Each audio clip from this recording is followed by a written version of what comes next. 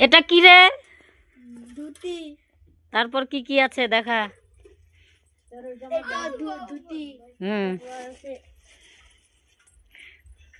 এটা পঞ্চু।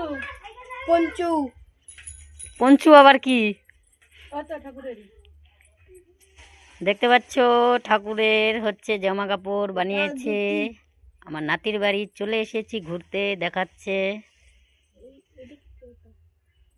ঠাকুর বসার আসন। এটা আসন। হুম।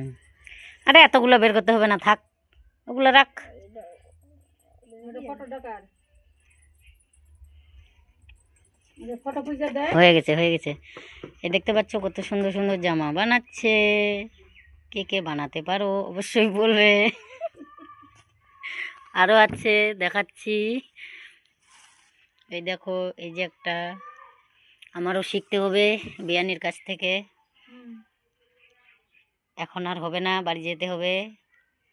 বিয়ানি বাড়ি ঘুরতে এসেছি, দেখতে পাচ্ছ কত সুন্দর সুন্দর জামা তৈরি করে গোপাল ঠাকুরের।